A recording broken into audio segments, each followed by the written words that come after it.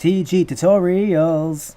I'm reliable. Hey guys, it's Matt here, and welcome to another episode of TG Tutorials. And in this episode, I'm going to be using the Roxio Game Capture HD Pro, and I'm going to teach you how to take that and actually be able to record the NES Classic.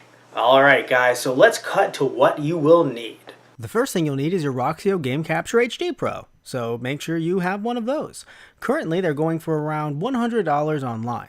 The next thing you'll need are two HDMI cables. The first goes on this side, and the second goes out on that side. And the next thing you'll need is the NES Classic. Alright guys, now that you know what you need, and by the way, really, good luck getting one. I mean, just Godspeed, good luck. I hope you can get one.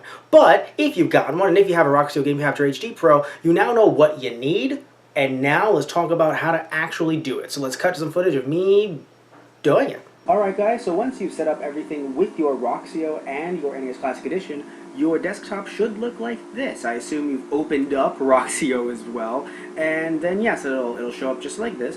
And now you can see a few different things you can do with your Roxio, although looking at something like the input, it's not really going to matter because you don't want to change out the component, because obviously this isn't component composite, it's HDMI. So you're going to want to leave it there. Live stream, at least for me, is completely useless, because when you click live stream, Justin.tv, screen pops up, and you're kind of sitting there and you're like, wait, Justin.tv died. You can Google it. It's not around anymore. So live streaming, you can do live streaming through other methods, but just specifically with the Roxio and whatever console you're using, you can't do live stream like that. However, you can take a snapshot if you want. If for some reason you want to take it from here and not from your video playing software of choice or your video editing software of choice. However, taking the screenshot will take a screenshot of this screen itself, and it won't actually take it of the whole. So you're not going to get the entire Roxio Game Capture HD Pro picture. You're just box. You're just going to get the small game picture. You can also change what the name of the video is. I like to keep it just like this, which is the date, so I know when the date it was recorded, and then I just move it accordingly. Because using a thumbnail, you can kind of see what the specific game is, but I mean, if you want to be punctual, you can actually change the date to an actual name of the game or whatever video you want to name it. The source, yes, Roxio Game Capture. You can go to File, and that causes you can exit for some reason if you didn't want to just click the X on the upper right hand corner. You can go to Options in Tools, and when you look at General here, you can change the profile, which it doesn't really do much, but I mean, it's at 480p right now, so if you want to feel fancy, you can just jump into 720. Video bitrate, that again is up to you. Hotkeys, if you really feel like you want to, I don't want to click Start Capture, I just want to click F6. For me, it's just easier to click Start Capture, but I mean, that's again all up to you. And your live stream preferences, like I said earlier, are worthless. So this is completely worthless because again, you can't log in to Justin.tv, so it really doesn't matter. Now going over here, you can see that there is an info button, which again is irrelevant, and these are some you can change some settings in the video itself that I also think, funnily enough, are worthless.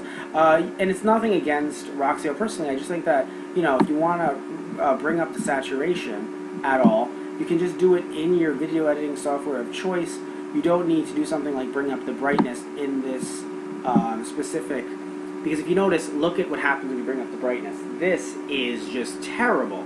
And the reason why it does that is because, again, it's using its internal software's settings. So it probably would be best that you just click Reset, leave everything the way it is, and honestly just using unless you're live streaming, then just using your personal editing software of choice to edit anything in terms of color or, saturation, brightness, whatever it might be.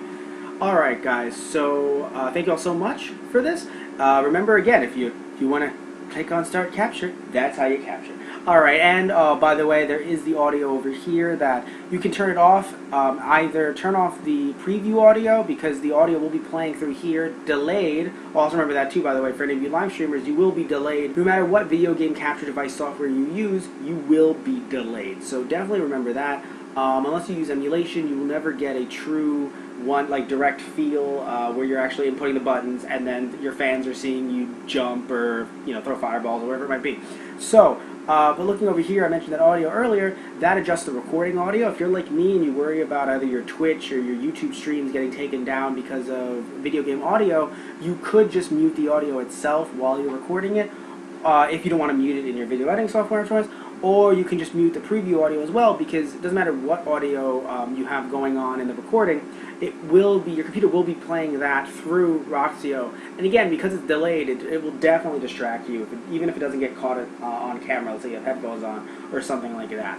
Alright guys, so again, thank you all so much for watching, and you can cut to me, right, in the studio, which literally just in front of a white wall, and I'll be telling you some more to kind of wrap up the video. Alright guys, that about wraps things up, and I really hope this video helped you out, and if it didn't, please comment below if you're watching through YouTube, and just talk to me, and we'll see what we can do to try to help you record this footage. So, thank you all so much for watching. Please remember to like and subscribe. There's going to be a bunch of videos around me, different buttons to like and subscribe, and Patreon stuff, so please remember to do all that if you can, and thank you all so much. So this has been another episode of TG Tutorials. See ya.